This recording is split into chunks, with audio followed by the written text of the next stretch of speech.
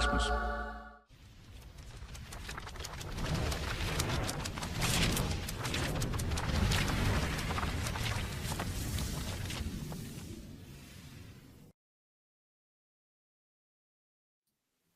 Hi, Julio. Hey, Derek, how are you? Good. Thank you for giving me some time today. I'm very grateful for it. Thank you for that. Oh, my pleasure. My pleasure. I'm always afraid of being too late on these things, because of technical stuff. So yeah, I hear you. And I've learned that the hard way. The technical stuff. You think you've got it down, and then it's like boom. It's great poster behind you, by the way. Oh yeah, it's from Italy. It's so funny the way that different countries name the movie different things. Like in Italy, they call Home Alone, "Mom, I've lost the airplane." In Spanish, they call it "The Poor Little Angel." Wow, that's kind of cool how they put their own little touch on it, huh? I know. It's funny, but it goes to show you that the movie has had an impact on every country. It seems like. Yeah. And it's I just got my daughter a year ago. I got my daughter a real one from the 90s. An authentic one. It's just the poster is just so beautiful. Like the poster just brings me back. Forget the movie. The poster is just so great. It's so perfect, Yeah, we live in the area of posters and trailers. That's right. That's how our kids are experiencing the world in the concentrated way. Yeah, that's very well said. How long did you spend in Argentina, Julio? When it says all your life, but like how? I don't know if that's always accurate. How long were you there for? We moved to the States when I was 13. My dad was a watchmaker, so at the time in 1969, you could get a resident visa if you were a watchmaker, a tailor, or a baker. Gotcha. So my dad got a job in Beverly Hills at a jewelry store, and I went to Beverly Hills High School. And of course, we didn't speak the language, and it was tough at the beginning. But yeah, that's when we came to this country. So I'm more American than anything else, really. Gotcha. Was it a bit of a culture shock for you at 13? It really was. It really was. There were a lot of rich kids at the high school, and and when you have a name like Julio, you're suddenly associated with a gardener. Yeah. That's right. That made me want to better myself and made me want to be somebody. Did you feel it like it was like an uphill battle for you early on? Did you feel like you were always kind of against the grain and having to fight whatever factor it might be? Did you feel that way? I think that's kind of a little bit more than other kids, but yeah, I think every kid goes through the same feeling of feeling out of place in high school and uncomfortable in your own skin. A little bit more for me, and that made me want to learn English without an accent. It made me. And because it was Beverly Hills High School, we had a film program, believe it or not. We had a planetarium in the school. They found oil on the grounds of the school, and a lot of the revenue went back to the school. So we had all kinds of resources. Yeah. Wow, that is awesome. Do you remember what movie? I don't want to say changed your life, but do you remember a movie that you fell in love with? Do you remember or maybe there's a few of them? Yeah, it was without a doubt in Argentina. It was 101 Dalmatians, and according to my mom, I loved it so much that I didn't want to leave the theater, and I had to watch it again. And then in my older life, the movie that rocked my world was Lawrence of Arabia. Yeah, classic. And when I saw that, and when I saw the scope of what lens could do, it really made me want to do photography, and and it makes you immediately want to take whoever your girlfriend is and take her out to the beach and have her run around in slow motion.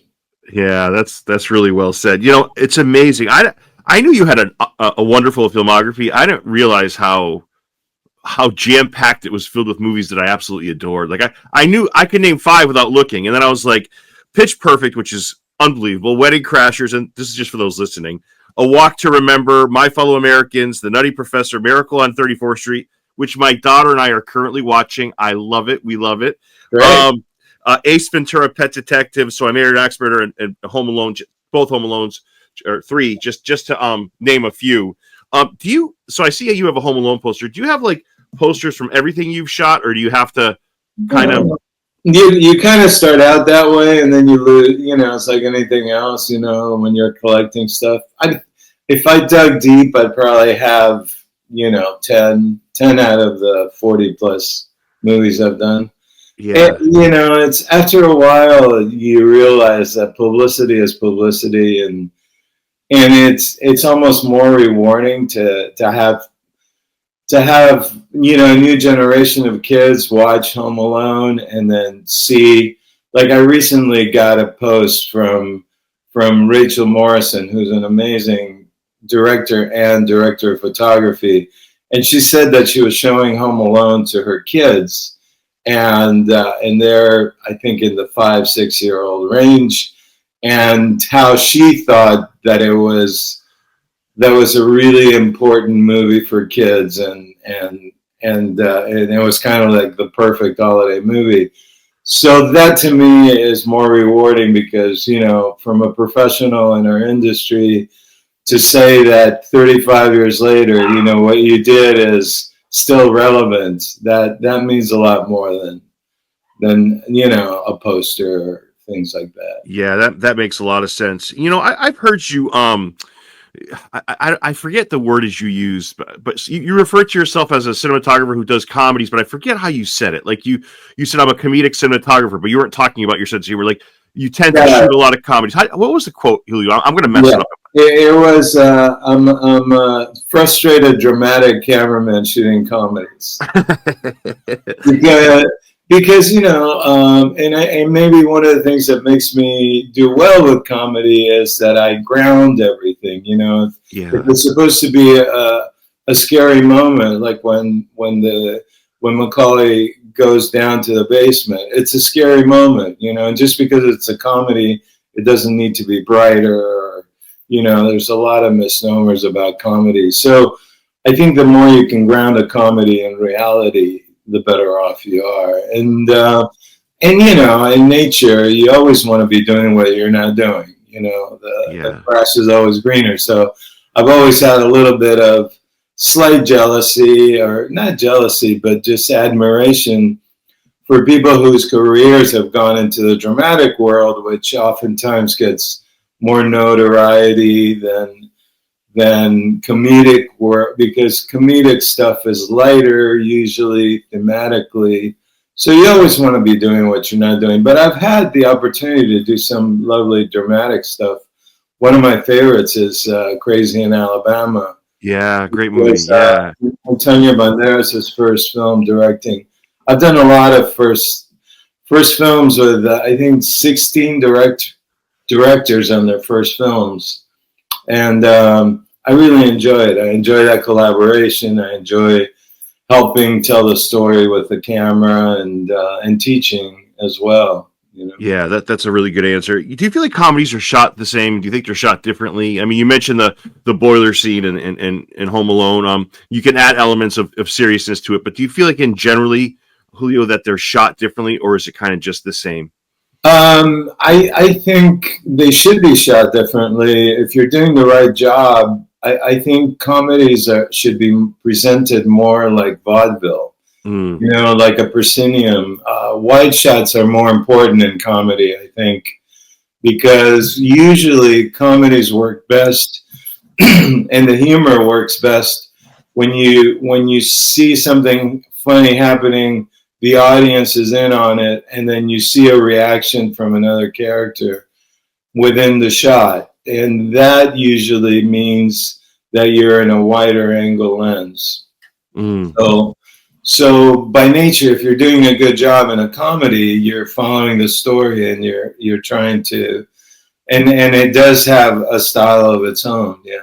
Yeah, and I don't know what it is. I don't know what the terminology is, but Julio, I was just going back through some of your movies. I was watching them, the past week or whatnot, and I feel like you are so good at close-ups. Like, you're good at many things, but the way you can you said it grounded. Maybe that's the word I'm using. I don't know, but like the way you kind of just, I feel like I'm sitting in on a conversation with two people. Like, I'm going to ask you about the meatloaf scene and Wedding Crashers in a second, but just that scene was just so back and forth. I don't know what the terminology is, Julio, but you're an expert at it. Well, thank you. I take time at the beginning of a project, and then we do a day of testing, hair and makeup and such. And I've always really enjoyed the relationship I have with actors. I love actors, and on that testing day, you get a chance to play for a minute and see the difference between being closer on a close-up, on a wider lens, which can be more personal, but to see how that affects the face. I take a lot of time in trying to sort out how actors look best, and I think that pays off in the end. And I think, and one of the things I've learned from an excellent cinematographer who's one of my inspirations and I adore, who's Conrad Hall. And I just find that capturing the moments and sometimes being closer and wider is a lot more personal. So, you know, and Roger Deakins is another inspiration of mine who I love how he puts the camera in the right place for the right moment. Yeah. You know, considering how the actors look best, you know, that's something that's served me well throughout my career. Julio, you bring up Conrad Hall. He did Road to Perdition, right? Correct. Yeah. That is one of the most gorgeous movies I've like. You could turn that volume down on that movie and just watch it for its aesthetic beauty. Like, it's stunning. Like, I rewatch that movie all the time, Julio. What do you think of that and Conrad in general? Absolutely. I learned a lot from him. I learned about taking what you're given and sometimes just shifting the camera a foot to the right, a foot to the left creates a three-dimensionality, separating light from dark, you know, and it's taking what you're given and making the most of it. That's what I learned from him. Yeah. Roger Deakins does the same thing very well. And that's something that, you know, photography, the best photography in the world is the no lighting photography. It's when it's just there and somehow you're able to capture it. You know, that's the beauty of what we do, is a lot of it is free. You know, it's just a matter of being there at the right moment or setting yourself up for a good accident to happen. Yeah, that's well said. Let me ask you this. How do you sit in front of Will Ferrell while he's talking about crashing funerals? He's talking about his mom getting the meatloaf ready for his friend that came over. And how do you keep your composure? Well, if you look closely at that scene with the meatloaf with Will Ferrell, who, by the way, is one of my favorite people in the world. I've worked with him a couple of times now in the Daddy's Home movies too. And he is just one of the kindest, most loving, funniest people ever. I was operating as well on Wedding Crashers, and if you look closely at that scene, you see at one point when he goes, "Mom, meatloaf, fuck!" You see the camera go like this. I'm laughing so hard I can't stop myself, and they use that take. But he, you have to. Oftentimes on the Nutty Professor, we had many times when we just had to stop because Eddie Murphy just went off, and he was so funny that you couldn't continue. It was crazy. Yeah, I think Will's our greatest comedic actor. I agree. I think he's hard to beat. Anything he's in, he touches, he does. He's unbelievable. You know, I just, you know, it's such a dark scene too, Julio. That scene, but like, there's an example of like a comedy. But that scene goes to a dark place, kind of, right? Like, the idea that this guy is okay crashing funerals and living at home with his mother at the age he's at and taking his bike everywhere. It's so dark, but yet so hilarious as well. It's a great mix, Julio. Yeah, I loved it. Yeah. And you know, we had Will for one day only, so we had to do all his stuff, the funeral stuff and the stuff in the mother's house in one day. So we were working pretty fast, but he just, you know, he's like a bright light that shines on everything he touches. That documentary that he did recently, was wonderful with his partner from Saturday Night Live. Yeah.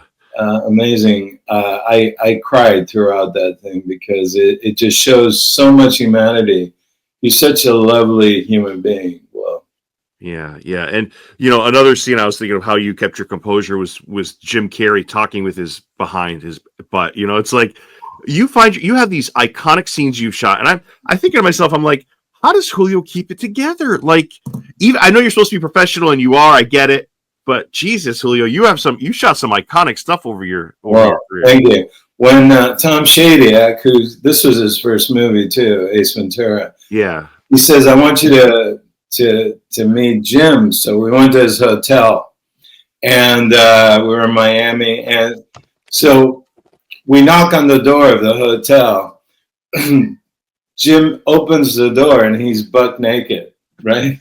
So so you're there, when you're a dude, the first thing you do is like you look down, because the dude's naked.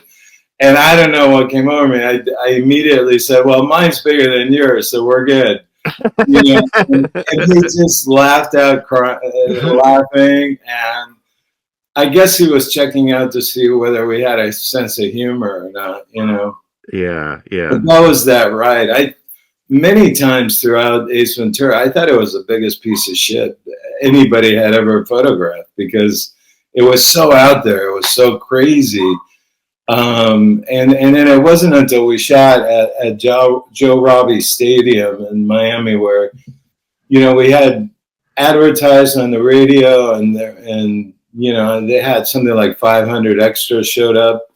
And then when Jim Carrey came out, and he had only been in Living Color and a couple of other smaller things, but the whole place, 500 people, erupted. And then we knew that, oh my God, this guy's special. There's something about him, and then it turned out to be an outrageously out there comedy with him catching bullets in his teeth, ridiculous stuff that, but still, with really funny lines like the grandmother saying, Dan Marino should die of gonorrhea and rot in hell.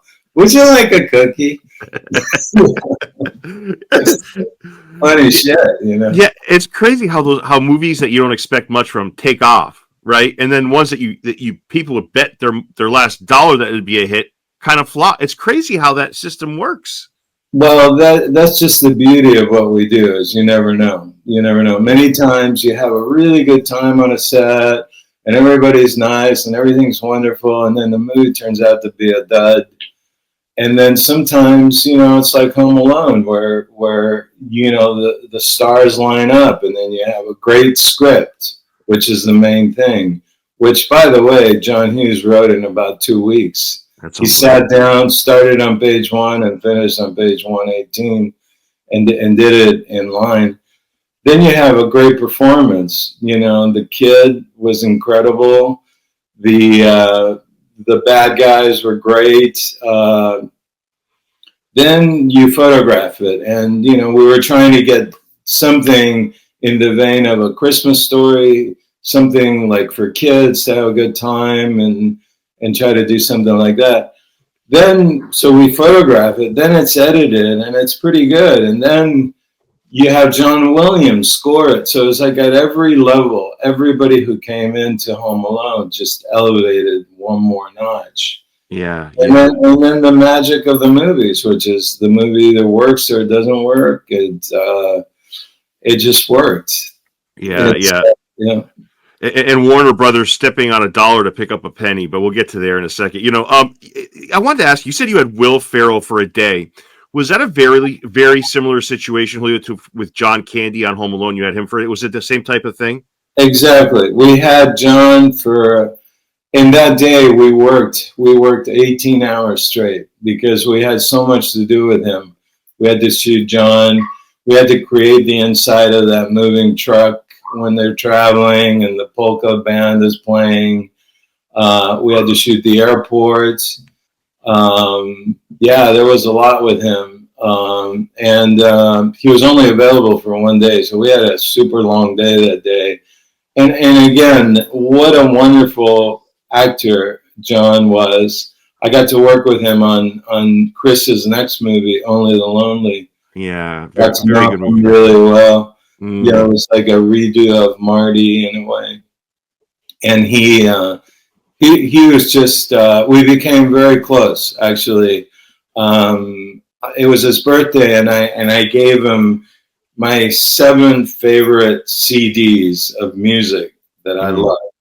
And I gave that to him as a present, and he thought it was the coolest thing ever.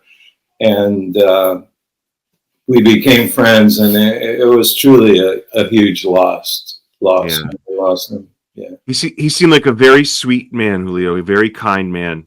He was absolutely. And I'm glad that I was able to try to make him look as much of a leading man as I could, you know. Yeah. And there are scenes in that movie where he looks really great. So, you know, and I feel good that I was able to do that for him.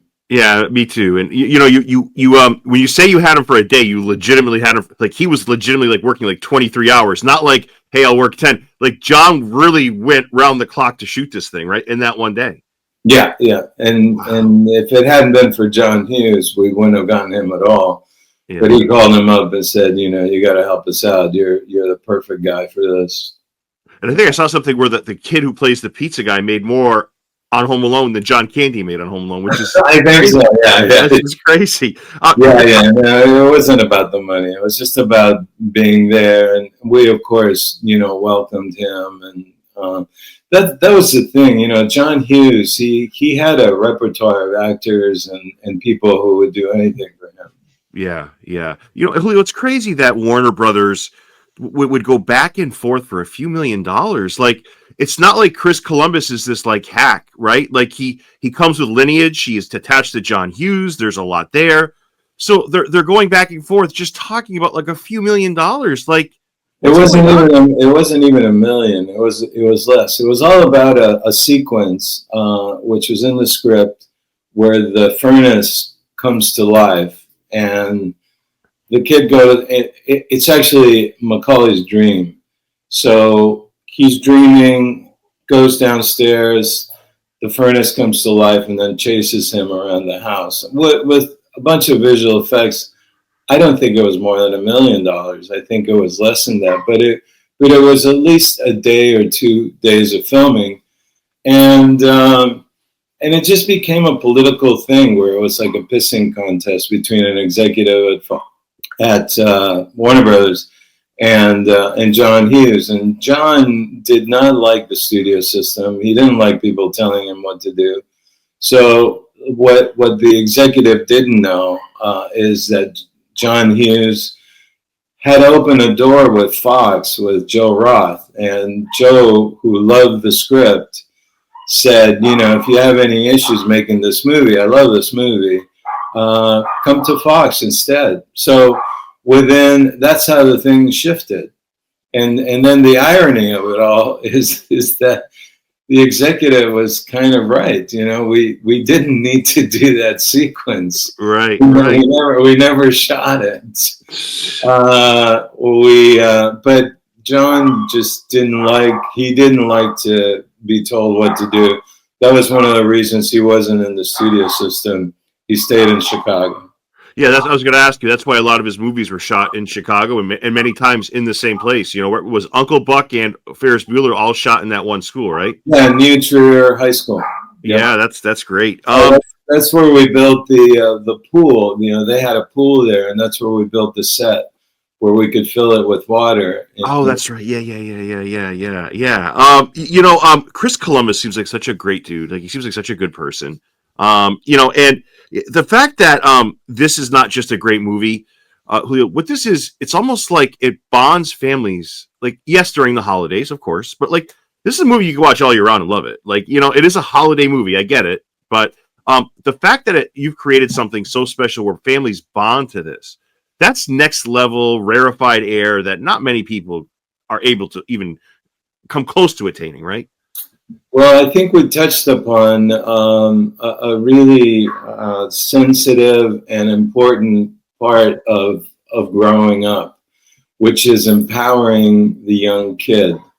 You know, I think it's universal that every child is afraid of the boogeyman, you know, whatever is in the closet. And I think what we touched upon was to give the sense of empowerment to a kid who now could take control and not be afraid of the boogeyman so much, and be able to take care of his place, be safe, set up booby traps, you know, to now fight against whatever that imaginary boogeyman is. And that's a very powerful emotion. And it was international. I mean, it touched every kid. You know, every kid wanted to then figure out how to put a bucket over the door in case the strange person would come in. The bucket would fall on their head, you know. And I can't tell you how many people I know who devised their own little tricks, you know, and they would call me and tell them, I tried it, it worked. You know? Julio, how tough is it? Because obviously the booby traps are a big part of the movie. I mean, there's a lot this movie which makes it work, but that's one of the things. How tough is it to watch those stuntmen really do their job? I mean, like, we're not talking CGI, we're not talking mats, we're talking men falling on hard surfaces over and over again. Sometimes, like, when I watch it, and I think, and I know that that's happening, that these guys are actually falling. Yeah, it's almost even more remarkable, right? As a cinematographer, what's it like for you to watch that, knowing that this is somebody taking a bump? Yeah, it just made me want to do it only once, you know. Right. It made me not want them to do it again. They were super committed. Freddie Heiss was a stunt coordinator, and then we had Leon, and I can't remember the other guy's name, but they were just going for it. They knew that, you know, and Chris Columbus had a real good sense of what he wanted to do. And of course we could have done it with either rigs or, you know, pads underneath, and then erase the pads later or whatever. But these guys were like, no, we've got protection, let's just go for it. And then they would do a backfall and have, you know, 6 feet of air, and we couldn't believe it. So my response was to just add a camera, add a wide angle. I didn't want to miss a stunt. So we had this camera that we eventually called Bonus Cam, that was a wide angle little camera, you know, and I just didn't want to miss it. I didn't want, you know, the other two cameras to miss the stunt and have to ask them to do it again. And then what happened was that this bonus cam, which was a wide angle lens that we put wherever we could, it was either like on a stick, you know, as an aerial shot overhead, or on the edge of the frame so that something would fall towards it on a wide angle lens, which is very dynamic.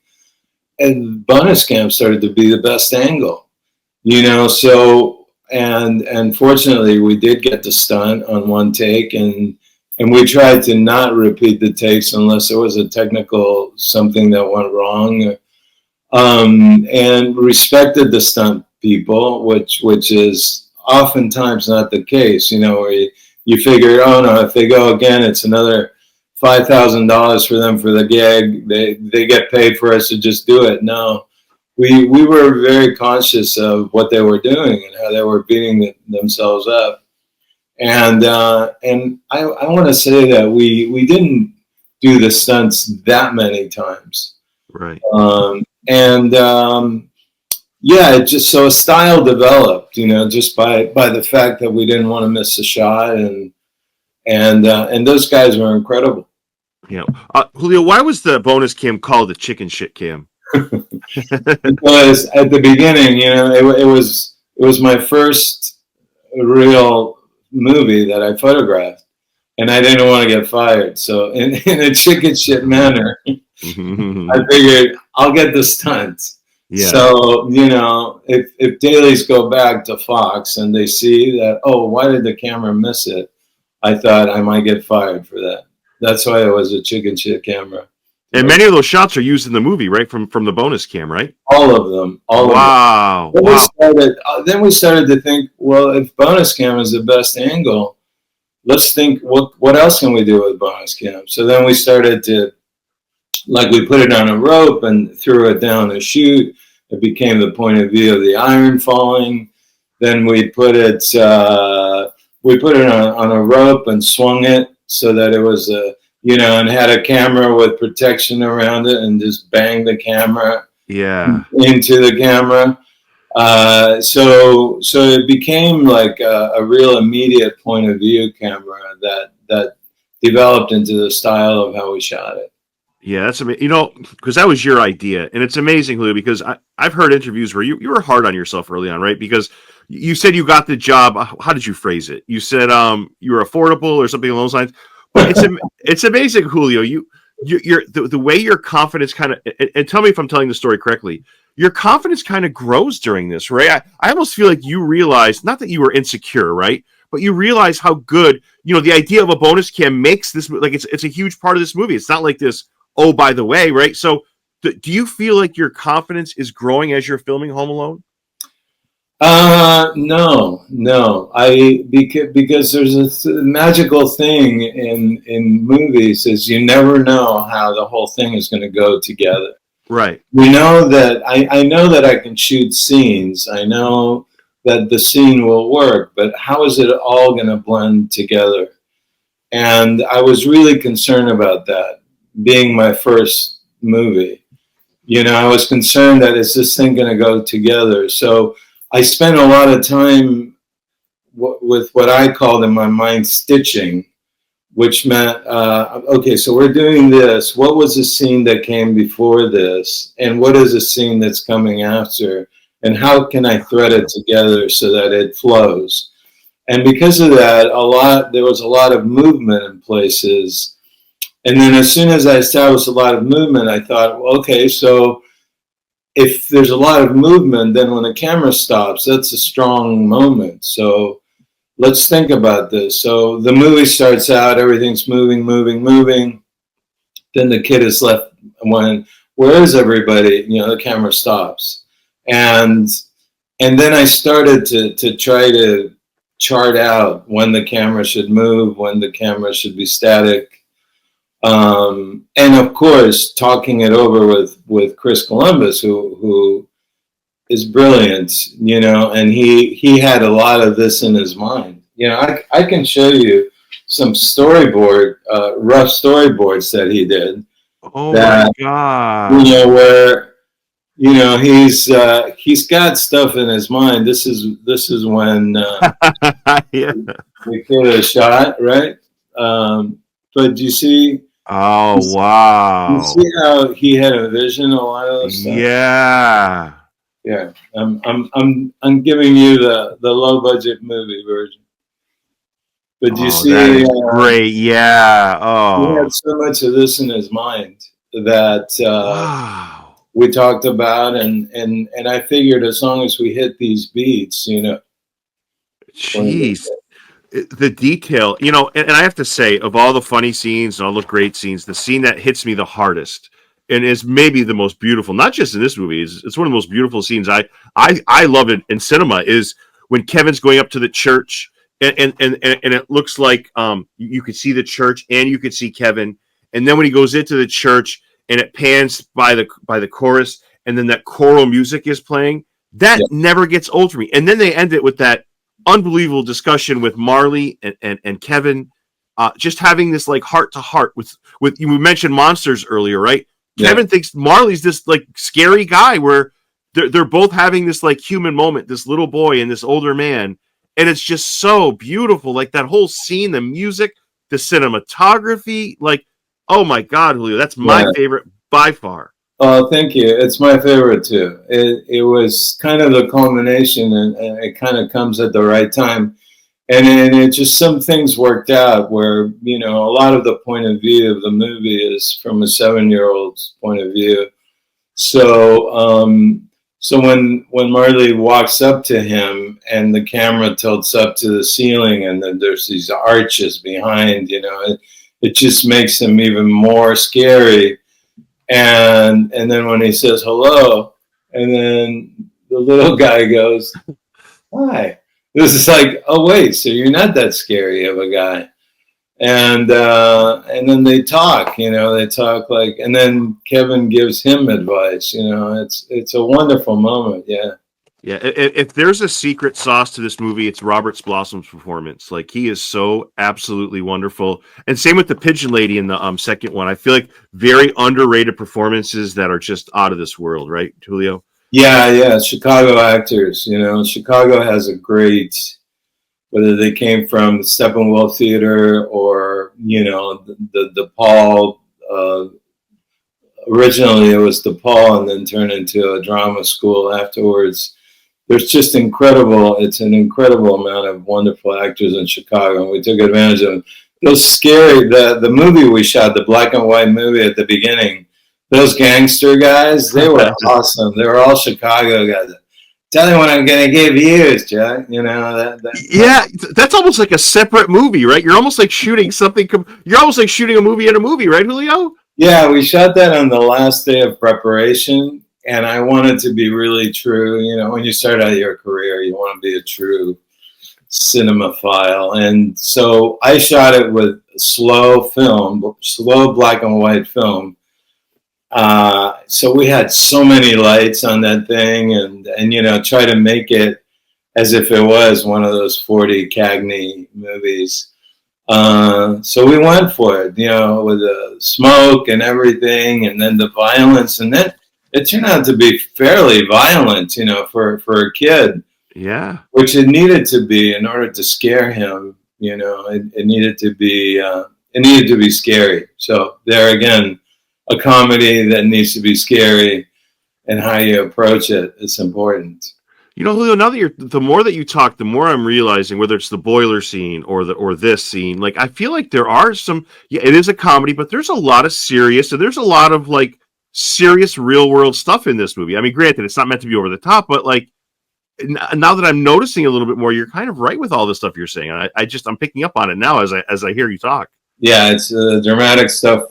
When the bad guys walk by, the kid is watching TV, and the bad guys walk by, and then they're casting shadows on the wall. That's scary stuff for a kid.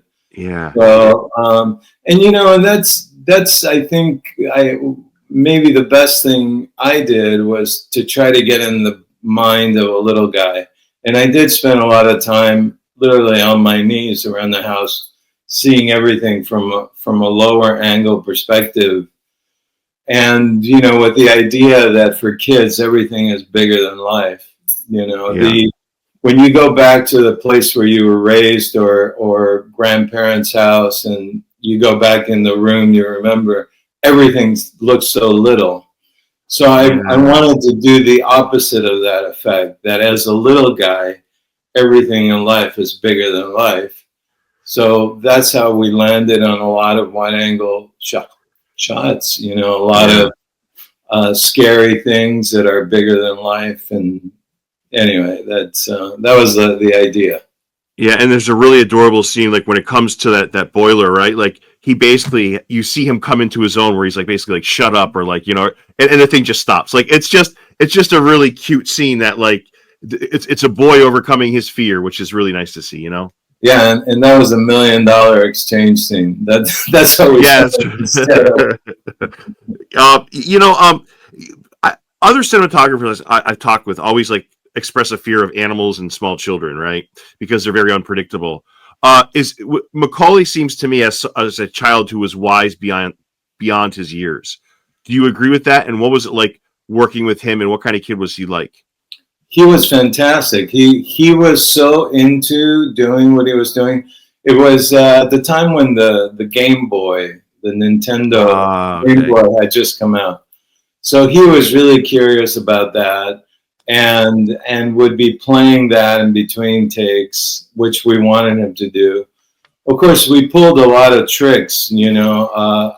I knew a couple of tricks from having worked with kids before, that if before a scene, if you bring them a present, even if it's a silly thing, that they get really excited about it, and the whole attention span changes. But no, Macaulay loved being on the set. He loved doing what he was doing. He played with us all the time. I had him writing on the camera all the time on the dolly. I'd sit him on my lap, and then I'd show him the wheels, and and then we'd go for a dolly ride, and he'd try to work the camera. And in essence, it's anything you can do with kids to shift their attention, right, and not be bored with any one thing. He was and probably still is a tremendous talent of, inquisitive and wanting to do everything and wanting to learn everything. And Chris gave him a camera one time and said, "Here, shoot some behind the scenes stuff." And so he interviewed everybody. There's some footage of that somewhere. He was interviewing people, and he was saying, "Here, we're here talking to so-and-so," and playing interviewer. It was great. Aesthetically, like, I never noticed this, but like legitimately everything in the house is either red or green. Like, I don't know. It just hit me recently. I'm like, how did I not know this? Like, no, we knew this. That was really on purpose, a production design. And then when they go to so red, green, the colors of Christmas and warmth in the house, and then when they go to Paris, it's all blue. It's all on the cool side. To delineate, separate it. We shot that in Chicago also, so we had to make it feel very different. Right. A few more questions for you, Julio. Thank you for all this time. I'm so appreciative. My pleasure. I love talking about this movie because it's my favorite movie. Yeah, it is. It's one of those life-changing movies because I just, for so many reasons. One of the things that I've heard was, like, I feel like people joke about this, but they say that Pesci could be difficult, right? Because he wanted to golf, he wanted to use swear words, and thank God he didn't use swear words because that would have brought it up a PG-13, and he would have cost millions of dollars. But he's a phenomenal actor. Creating his whole language works so well in this movie, right? The like that works so great. Do you feel like was he difficult, or was that just who he was, right? Because he loved golf, he wasn't difficult. He very professional. He always knew his lines, even though some of it was his own.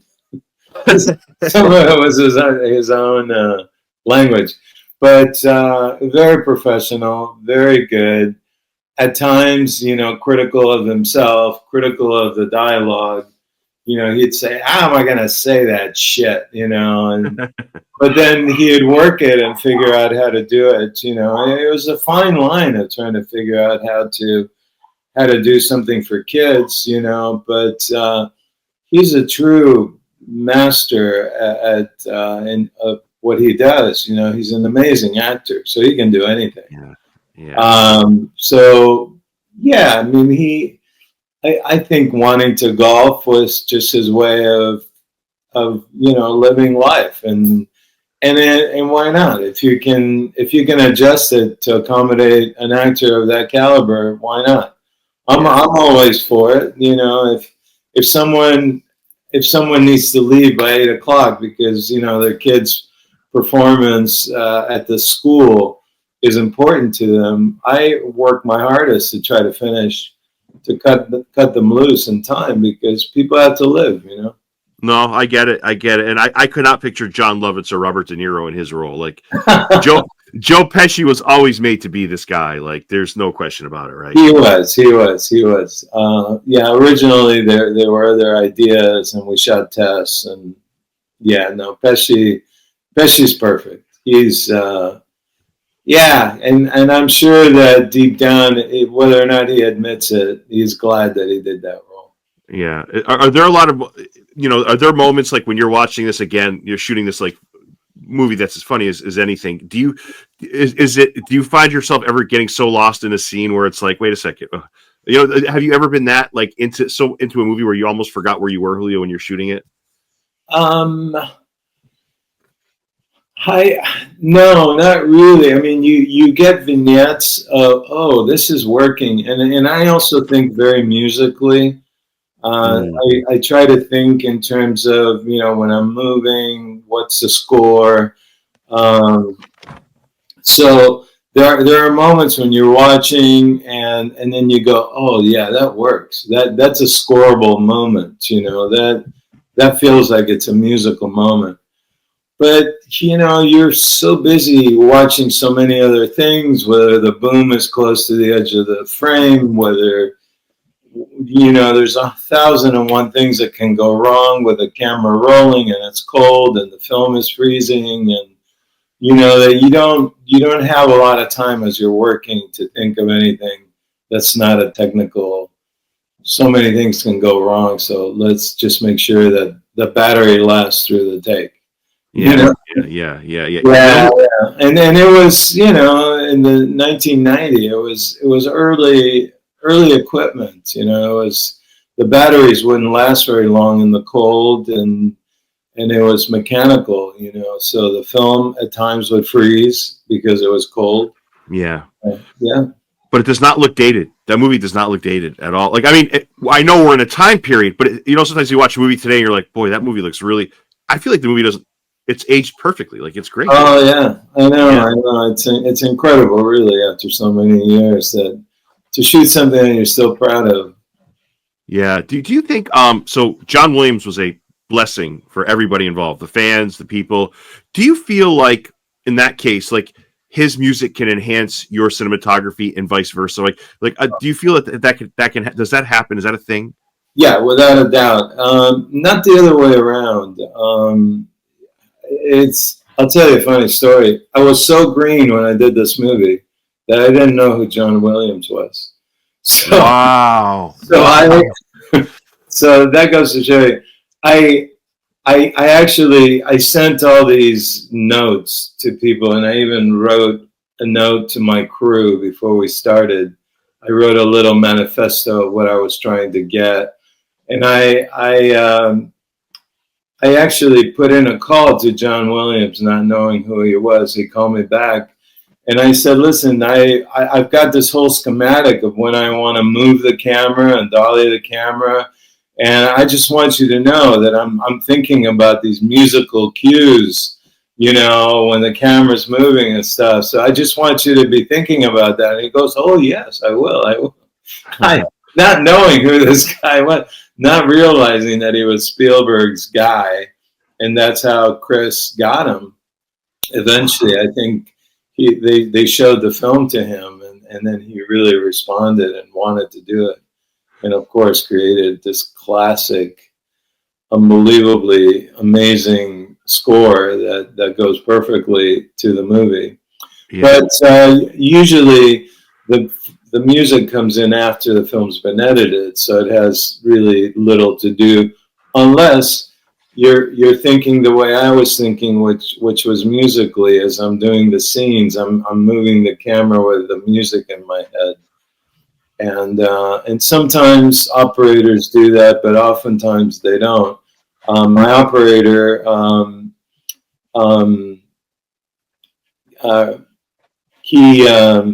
he's fantastic and really helpful.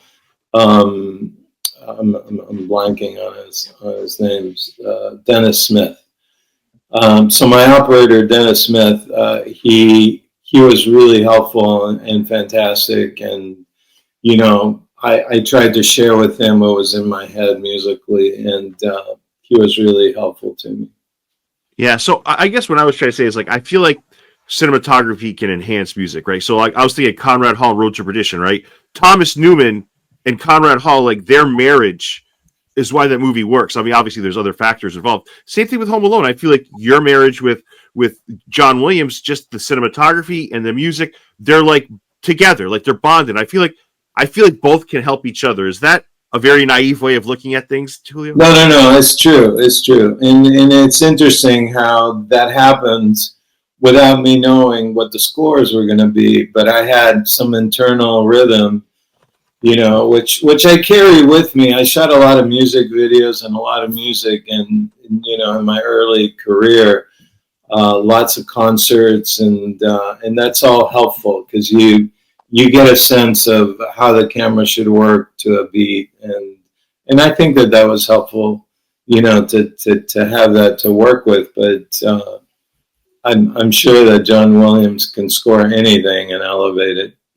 Yeah, what did John Hughes is another person we lost way too early. We talked earlier about John Candy. What was John Hughes like, Julio? Did he love the final product? Did just any of your interactions with him? He was a very interesting, eccentric guy. He didn't let many people get close to him, and that was kind of he was kind of scary that way. If anybody got too close to him, he would then, or that person would later be kind of shut out. He was eccentric. He was a genius, and no one really knew him well. It was interesting that he didn't direct the movie; that he turned it over to Chris, but he didn't interfere. He had very little to do. He was only there a lot when John Candy was there. But otherwise, he may have been on the set 2 or 3 times only.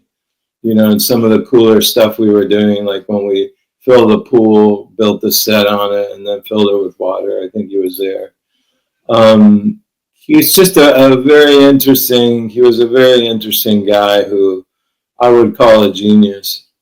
Yeah. It's just hearing you talk, it's stunning because I can't believe I didn't realize how little of this movie is actually shot in the house, right? A lot of it is that set that they built on, the pool, or like the whole.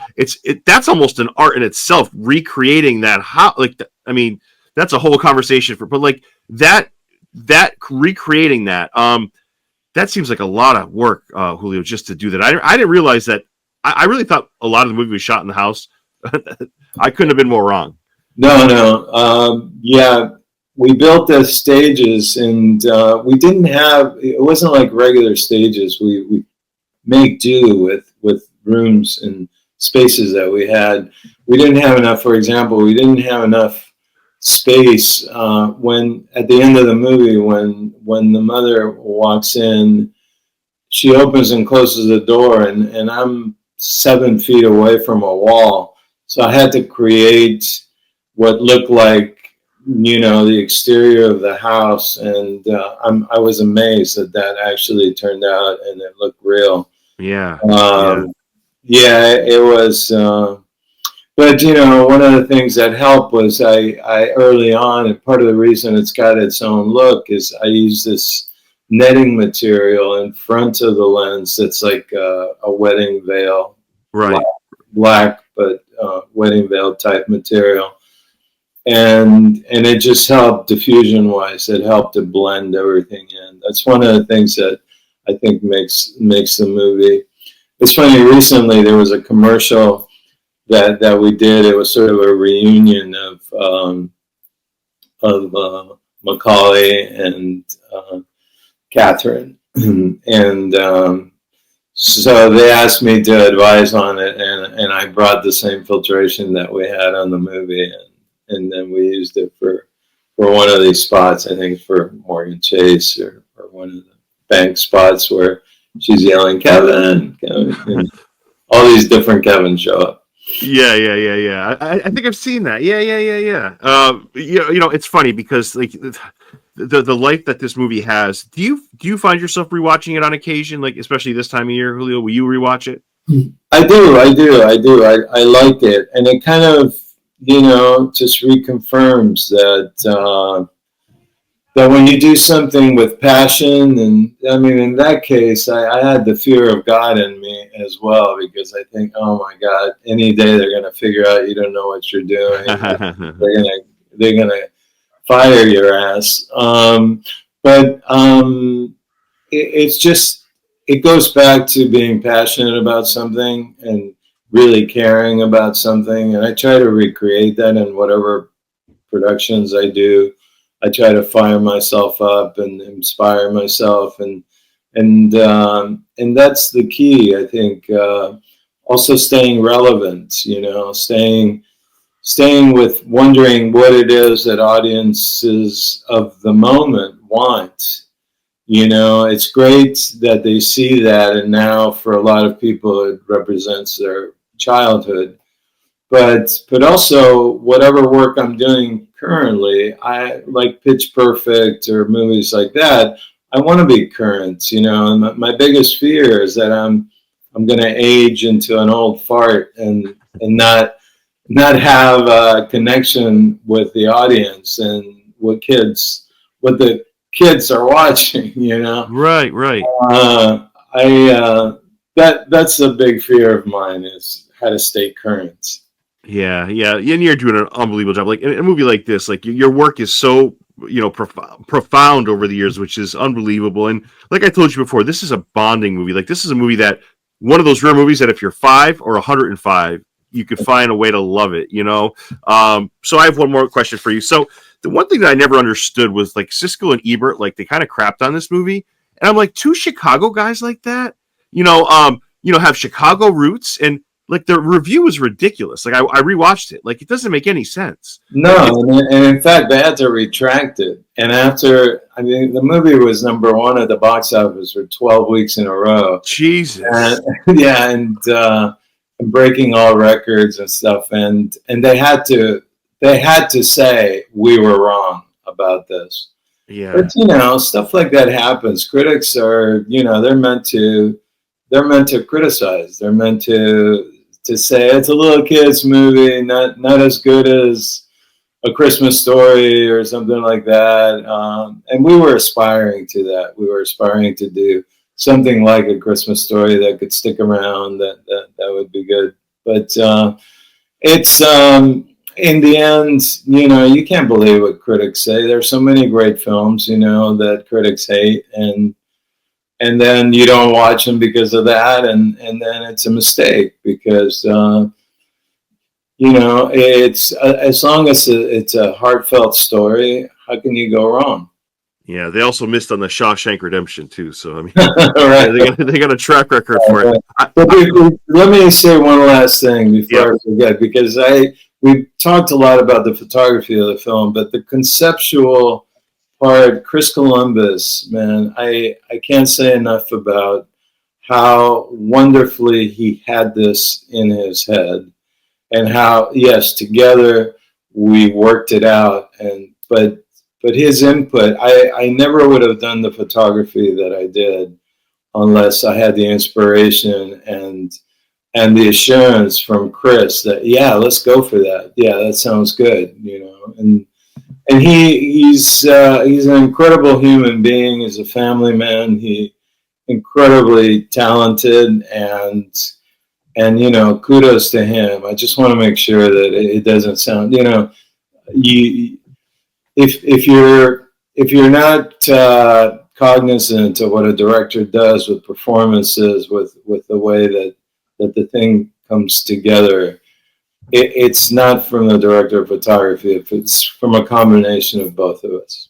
Oh, for sure. Yeah. And, you know, even the storyboards you showed me earlier, this man basically had the movie scene for scene in his head, like, which is insane. That isn't like, and then I was not ready because you sent me some awesome pictures that I was drooling over for a couple of days. They're so great.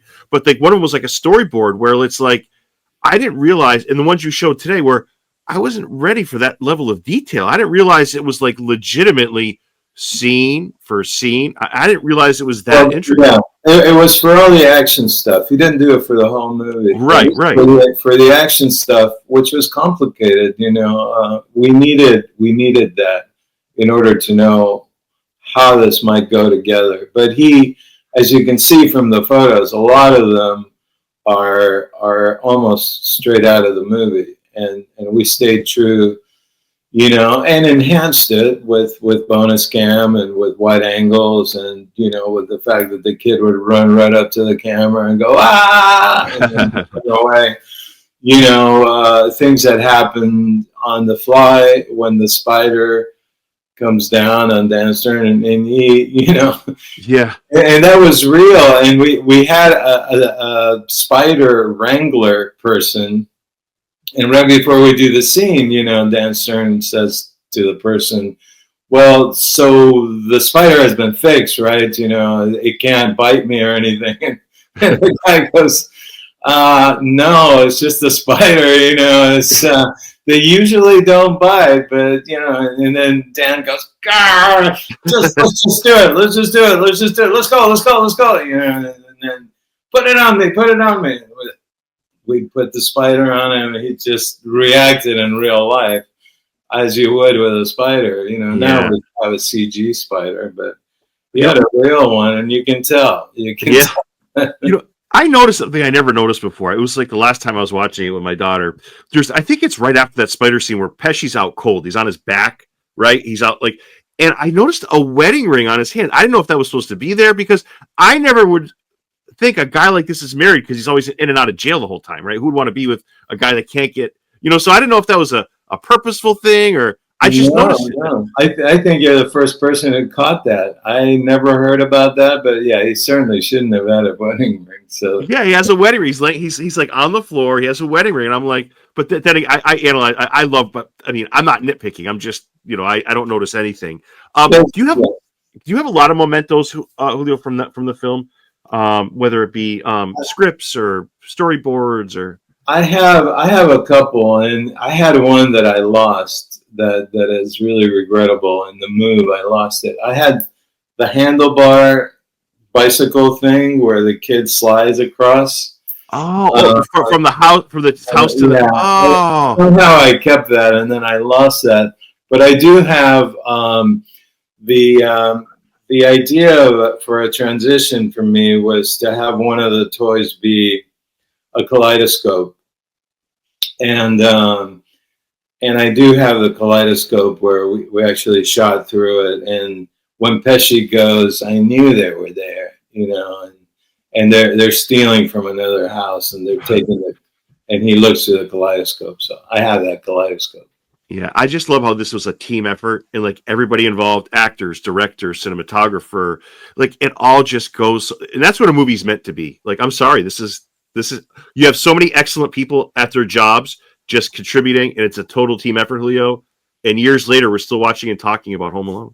Oh, I'm glad. Yeah, John Muta, production designer, did a really nice job, and everyone did. The sound people, it was a collaboration and one that we're proud of.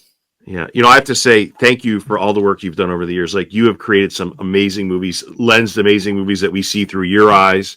And I'm so very grateful that I had a chance to talk with you today. And I'm very thankful for your work as well. You are a gifted, and I can't thank you about for the movie making and all the stuff you provided for not just me, but for all the fans out there, Julio. Oh, man. We appreciate your work.